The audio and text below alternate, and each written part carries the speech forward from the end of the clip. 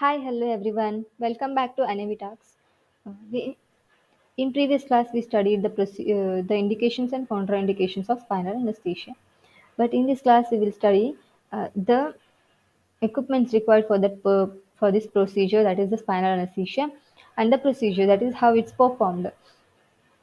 So before going into the technique of the spinal anesthesia, we should gather all the things required for that particular procedure. So we will see one by one. So today in this class we will cover equipments, that is what all things should be present in the present on that trolley, and the procedure, that is how it's performed. So next we will move on to the slide, that is the equipment slide. So the first thing that the first in equipment should be kept ready is the spinal set. The spinal set should be ready, and it is a sterile procedure. Spinal anesthesia is a sterile procedure, so we should maintain sterility throughout the procedure. Throughout the procedure, we should maintain the sterility. So it is a sterile container containing a sponge holder. This is a sponge holder, and there is a bowl here. In this, we will put betadine, and this is the sterile drape, and these are the gauze pieces um, to clean the skins. That is the surface area. Next, the spinal set. The set should be it is the most important set. In this, we will take all the sterile things, and we will perform the spinal anesthesia. So, spinal anesthesia should be in sterile technique. Should be performed in a sterile technique, not in a unsterile manner, because we are inserting a drug in the subarachnoid space. So it will enter the central nervous system. No? So for that reason, we have to maintain the sterility throughout the procedure. Next is spirit. A spirit to clean the skin. First, we have to use this betadine on the skin. Then, wipe that betadine with the spirit. So, betadine, you can see this is a betadine. Spirit. These two are spirits. Hospital brands will differ from one brand to another brand. So this is a different brand, this is a different brand. So there are different types of brands available in a spirit form, like spirit. Next is the betadine. Betadine should be to clean the, it's an antiseptic solution, so it is used to clean the skin. After using betadine, we will use spirit. So spirit is optional also. We can use, either use, or we can contraindicate that. But betadine should be present to clean the skin skin area, the where we are performing the spinal anesthesia procedure. Next is gloves. Gloves should be present. Why we should wear gloves? Like, spinal anesthesia is a technique, sterile technique. So we should maintain the sterility throughout the procedure. For that reason, the person who is going to perform should wear a sterile gloves. Sterile gloves. For that reason, we will keep sterile gloves, like according to the his or her size. We will keep sterile gloves. Next is syringes. Different types of syringes are available. Different types of syringes are available. Like, we will keep 2 cc and 5 cc for the procedure, because 10 cc and all, it's required in epidural anesthesia. But when it comes to the spinal anesthesia, 2 cc and 5 cc are enough. And in 2 cc we will load logs 2%, that is the local infiltration, and 5 cc we will use the spinal anesthetic drug. Next, you can see in this picture, we have spinal needles. These are the spinal needles. We will insert the spinal needle in the subarachnoid space, and when there is a backflow of CSF, then it confirms as we are in subarachnoid space. That is the space where we'll inject a drug, that is the spinal anesthetic drug. Next is logs 2%. Logs 2%, that is lignocaine 2%. 2% means 2 into 10, that is 21 mg. Actually, it's like 2% means 2 into 10, 21 mg it will be written in on the back side. Approximately it will be 20 mg. Each ml contain 20 mg. So this is for local infiltration. It's an optional also. Either we can use or we can contraindicate. It's not mandatory thing. It depends on the person to person. And next is the 0.5% bupivacaine heavy. As you can see in this picture, this is a bupivacaine heavy ampule with the cover. You can see in, like, brand's name will differ, but it's like it's a bupivacaine heavy. It's a bupivacaine heavy. Why it is heavy? Because it contains dextrose in it. So due to that, it see, CSF specific gravity is more. So we have to compensate. We have to um, compensate that with the with by adding the dextrose in the bupivacaine. So it's made heavy. That's why it is made heavy. That's why it is called as 0.05% bupivacaine heavy. These all the things are these things should be present in a in a trolley, in a trolley. So what all things we will keep? We will keep spinal set, because it's a sterile technique. It's a sterile technique. Next we will keep spirit, betadine, gloves, syringes, spinal needles, and lignocaine 2%, and we have 0.5% bupivacaine heavy. So it's not like we have to keep only these things while performing spinal anesthesia. But during this procedure, or during any procedure, any spinal anesthesia procedure, we should keep in mind that some emergency drugs and emergency equipment should be present. Like emergency drugs may like atropine and M6 or ephedrine. We can use any of these drugs. These are the emergency drugs. So we should keep ready these drugs and adrenaline. So many emergency drugs are there. So we have to keep those emergency drugs also, and we should keep the GA equipments also. We should keep the GA equipments also, and ambu bag should be present. Airways, that is oral and nasal airway should be present. Why? Because while performing this procedure, sometimes there will be high chances, there will be minimal chance of high spinal, but if there is any complication, if there is any high spinal, what will happen? The drug will enter into the respiratory, like it will, what it will do? It will block the respiratory system. It will act on the respiratory system also. So due to that, respiratory muscles will get paralyzed. Respiratory muscles or cardiac muscles will get paralyzed. So during that time, we should before only we should arrange all the GA equipments also. We should perform spinal anesthesia only, but for the emergency management, we should keep GA equipments and the things, and the ambu bags and airways should be present.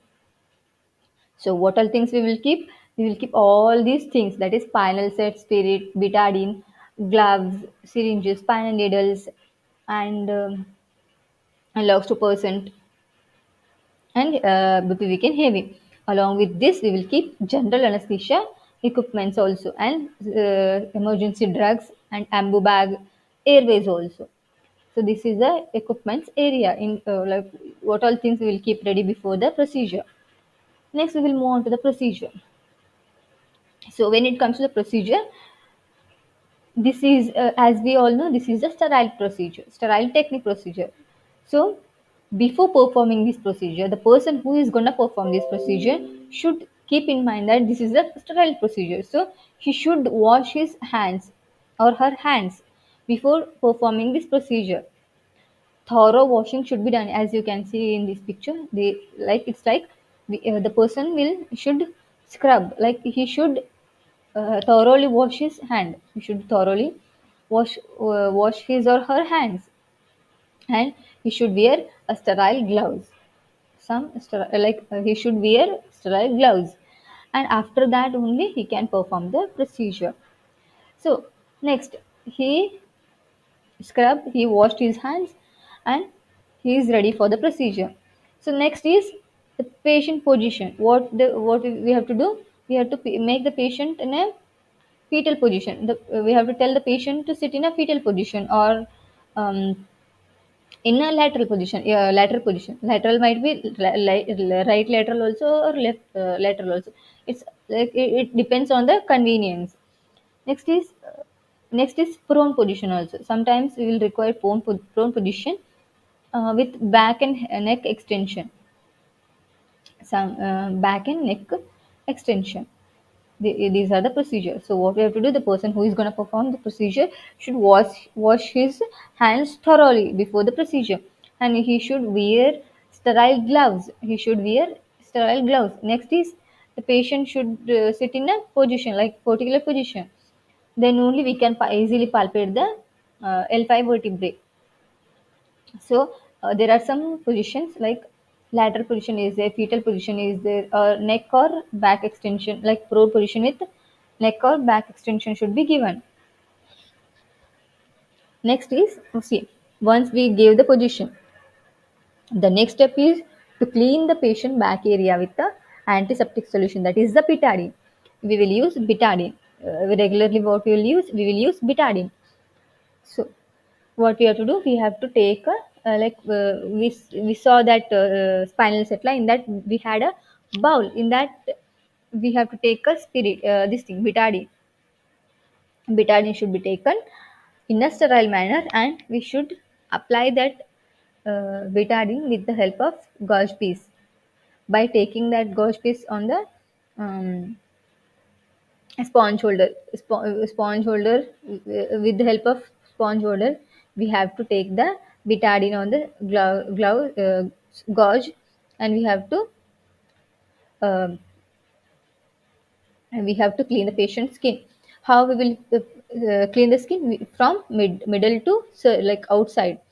First we have to start from midline, from the center point where we will inject drug. That area should be clean first, and then we will rotate this one like this and outward, from center to outward. This is the center. So from center to the outward area, we have to clean. We have to clean. Next, what we have to do after cleaning this, we have to put a drape, or we have to place a drape. We have to place a drape. Why we have to place a drape? Because it's a sterile procedure. So this drape should be sterile one. So in that spinal set only these sterile drapes are available. These sterile drapes are available. It has a hole in it. That's why it is called as hole towel also. Hole towel. So apply sterile drapes around the intended puncture site. So at what site we are at what level, or at what site we are puncturing the skin, there it should be placed. So next what we have to do, identify. How we will identify the anatomical landmarks? See, this is the patient. You can palpate the iliac crest. We are palpating the L4 vertebra. Next, slowly what we have to do, we have to palpate all the areas like L4. Commonly, we will give drugs in this L3, L4 or L5, L3, L4 or L4, L5. So we have to palpate the interspace between, like, see, what we have to do, we have to identify the iliac crest. Once we identify the iliac crest, it means we are in the L4 vertebra. So L4 to L5 or L3 to L4, we have an interspace between them, as you can see in this picture. As you can see in this picture, we have L1, L2, L3, L4, L5. So there is an interspace between these two vertebrae. So this is the space. We have to palpate this space. That space is called as interspace.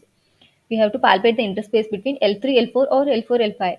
This is the space where we will give like drug, where we inject the drug, or insert the needle.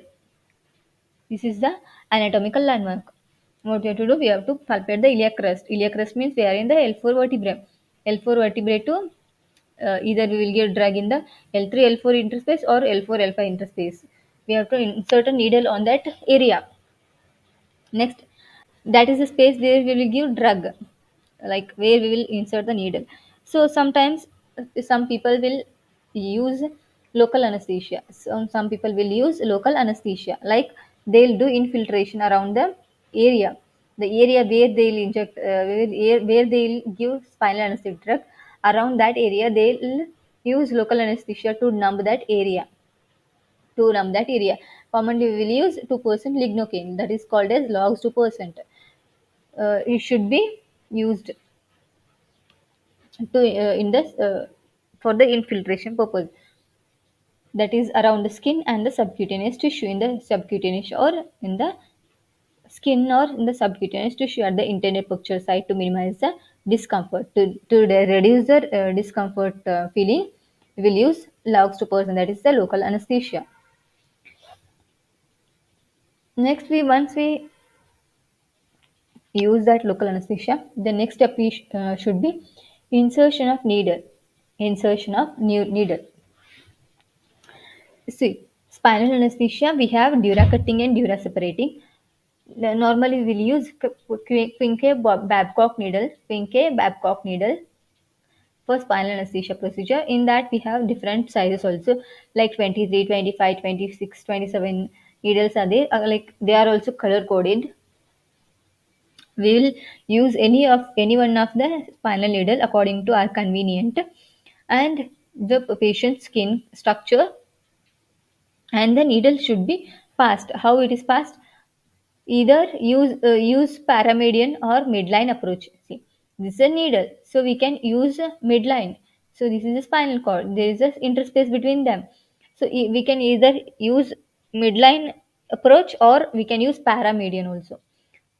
Lateral to the midline there is a paramedian, so we can use either use midline approach, or paramedian approach. Any one of the approach we can use. Next, slowly we have to insert the spinal needle. So, while performing this procedure, the spinal needle will pierce the skin. First, it will pierce the skin. Next, subcutaneous tissues. Next is supraspinous ligament. Next is interspinous ligament, ligamentum flavum, dura mater, and a subarachnoid space. Subarachnoid space. This is the space where where we will inject the spinal anesthetic drug, because there is a presence of cerebrospinal fluid. Next, after needle insertion, we will inject the drug. See, after inserting a needle, it is confirmed. See, this is a needle, as you can see in this picture. This is a needle.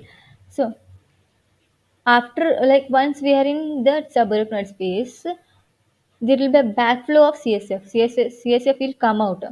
When there is a backflow of CSF, it means we are in the subarachnoid space. So that is a space where we will inject the drug. So it confirms confirmation of CSF. Once the needle is in the subarachnoid space, CSF will flow back into the needle hub. As you can see in this picture, there is a CSF coming out. CSF is coming out, and this confirms the correct placement. When there is a CSF backflow, it means we are in the subarachnoid space. Then we can easily inject the drug. That is a spinal anesthetic drug we can inject easily. How to inject the drug? By first we have to withdraw, like we have to flush that syringe before injecting, because there should not be any air bubble in that syringe. So slowly we have to inject the drug, and this drug will settle down in the subarachnoid space around the spine, like around the spinal cord. After the procedure, after once it is done, we have to carefully remove the needle, and we have to apply a sterile dressing over the puncture site, and we have to make the patient to lie supine, or according to the level, at what level we required. We have to tell the patient to sleep, like he can't able to sleep, because during that time there is a sympathetic blockade, and immobilization will be there, like he can't move his leg or something, because the lower part will be in numb state. So he can't lie on his own. We have to, we have to tell him, make him to sleep supine, or we have to use this one remote, table remote, according to our level, at what level we require the spinal procedure for that particular surgery. So according to that we have to make the patient position. This is all about the spinal anesthesia technique. What we have to do, we have to gather all the equipments. Next, we have to make the position, we have the person who is going to perform should be scrubbed, or should wash his hands, and he should wear sterile gloves. Once everything is done, he took all the drugs in a sterile manner from the unsterile person. From the unsterile person, he'll take all the drugs and the things required for him in a sterile manner. And once everything is settled down, we have to make the patient to sit on a particular positions like lateral position, prone position with head neck extension and back extension, and fetal position. After this, what we have to do, we have to clean the area. Which area is required na? That area we should clean in a circular motion from center to outward with the help of betadine solution, that is an antiseptic solution. Once that is done, we have to place a drape over the skin or the intended puncture site. Next, we have to use spirit. It's optional also. It's optional. Either we can use or not, it up to us. And next is, after this, what we have to do, we have to um, give some local anesthetic. It is also what, optional only. It's also optional. Next, what we have to do, after injecting the local anesthesia around the skin or then the subcutaneous tissue, we have to and place a needle, that is spinal anesthesia needle.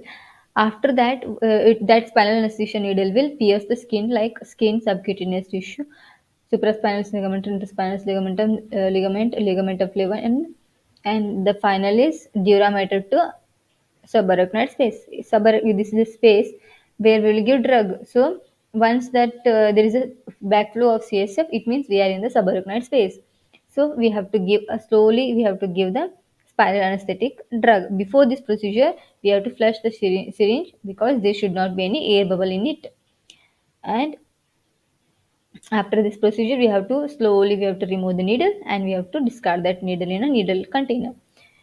This is a procedure, whole procedure. But while performing this procedure, we have to we have to monitor the patient vitals, because during this procedure there will be a sympathetic blockade. So if there is a sympathetic blockade, it will cause hypotension and bradycardia, or some like hypotension and bradycardia. And sometimes patient may feel vomiting also. That might be, like, most of the time that might be due to hypotension because of the sympathetic blockade. So we have to monitor all the things, all the parameters while performing the procedure. This is about the spinal anesthesia procedure. So uh, while performing this whole procedure, we have to keep in mind that it's not like we have to keep only anesthetic drug or anesthetic equipments. We should keep all the equipments required for the general anesthesia, because sometimes there will be chances of failed spinal anesthesia. So during that time, we will convert that spinal anesthesia into general anesthesia, or in sometimes like high spinal or in total spinal, it will be difficult to. In that condition, what will happen? There will be respiratory muscle paralysis. Respiratory muscles will get paralyzed. So during that time, it will be difficult if we are unaware of this condition. So we have to keep all the things required for the general surgery also, general anesthesia also. So next is, we have to keep ambu bag, that is the airway. It's a airway manager, and the airways, that is the Giddels airway or nasopharyngeal airway. So these are all the equipments and the procedure, that is the spinal anesthesia procedure. So if you have any queries regarding this topic, please write those queries in the comment section. And thanks for watching the entire video without skipping. And I hope you guys enjoy this video. Thank you so much, guys. Thanks a lot. Have a good day.